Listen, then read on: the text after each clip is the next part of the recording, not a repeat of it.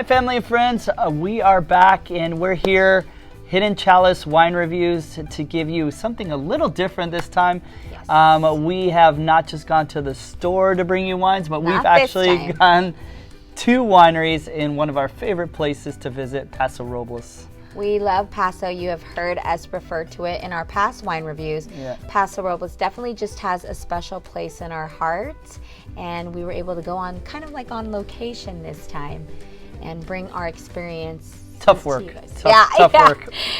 We did some homework for you. So this is my beautiful wife, Christina. I forgot to introduce. Hello, everybody. And I'm Ryan, and we are going to go through a couple wines here and a couple of our favorite stops when we first get to Paso Robles. Yes. And so let's do this. All right, let's do it. So when we get to Paso Robles, from Temecula, California, which is our favorite wine region, of course. Of course.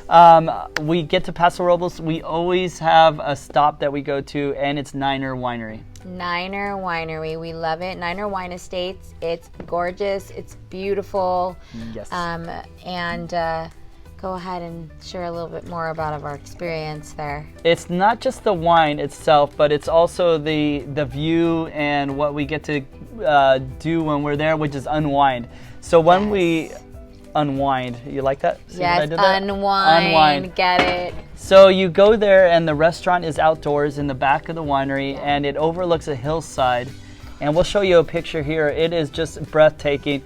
And there's a heart-shaped, they're known for their heart-shaped... they call it Heart Hill, Heart Hill. Heart Hill. Right. And it's basically, is it oak trees? Oak trees, yeah. It's a cluster of oak trees that basically grew, or and it's in the shape of a heart, as you'll see in a little bit, but it's phenomenal, just completely breathtaking. And when you sit out there and just take in the entire view, it's just so relaxing, so stunning. I mean, it's an experience that we hope that all of you guys get to have at least, sometime soon. Sometime soon. And after a 4.5 hour drive, this is the perfect stop. So we've made it kind of our tradition every time we go there. So the wine we have here is something a little different than they have there traditionally, but it's a grape called Carmenere.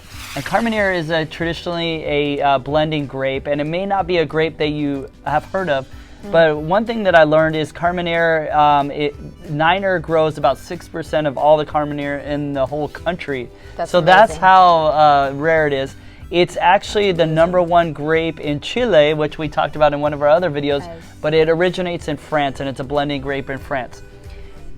So let's give it a... I'm sorry. It was before we do that. So this is the 2017. 2017, yep. And let's what? Let's give it a whirl. Let's give it a whirl. You can see right away, Paso Robles wines has this like deep color on all their wines, and they're known for their deep extraction and power punching wines. I mean, it's a warm region, so they're able to get a lot out of their wines, and it's a trademark for all the wines, and this one is definitely that. So it's evening time right now, but if typically like when we first had this poured to us, I mean, right away the color just catches your eye. Like this ruby red, deep purple blend and of color, and you can't see through it. I mean, it's such deep extraction. So when you smell it... Whirling, now smelling. Oh my gosh. I mean, it's like getting punched in the face with a bunch of grapes. It has that much impact. I could swim in this. Like I could just swim. Oh, yeah, that's kind of sexy. Yeah. Thanks. But okay, you want to give it a taste? I do. Chin, nice. chin, chin, chin, chin. How many times are we gonna see him mess that up? Mm-hmm.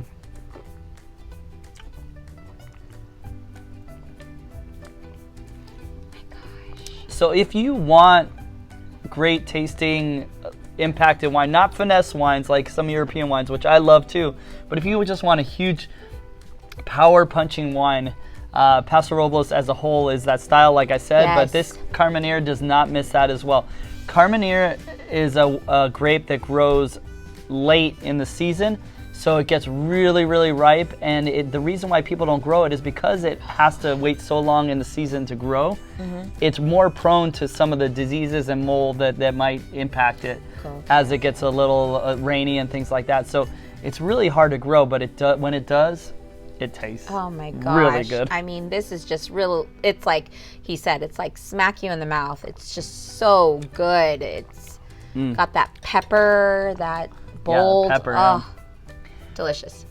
This grape has been mistaken in different parts of the world for Merlot, for Cab Franc for years and years and years because it has similar traits, but this is really good, and I'm really proud of Niner for doing this. It's an untraditional grape at one of our favorite places to visit, and super good. Chin to Niner. To Niner. For sure. Niner is one of those wineries that you'll find at the stores as well. I know down at the restaurant down the street from our house, they actually have this on a wine tap. So Niner is actually in distribution and is out there as well, but most of the wines you can only get at the winery.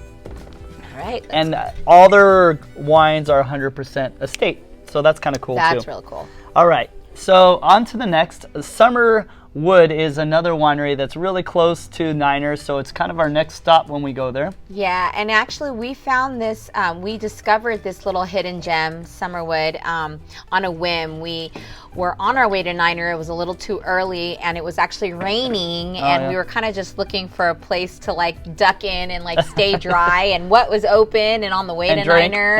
And drink. And so we just happened to just stumble upon this little hidden gem, and it ended up being quite a great discovery for us. We love Summerwood. It's not one of the bigger wineries, would you say? No, but it has that real homely feel. I mean, It has that ranch-style tasting room. I think they have an inn attached to it, which is like this ranch-style house.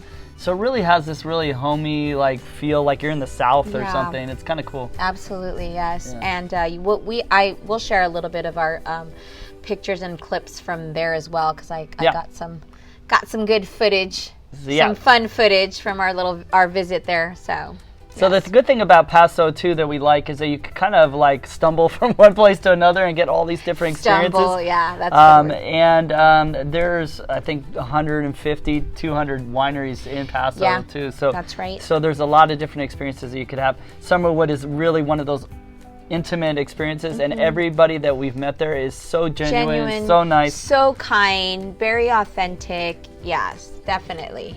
So this blend that they grow Rhone varietals. So Rhone is a valley in France that grows different grapes. Grenache, Syrah, and Mourvedre are those three red grapes that they grow.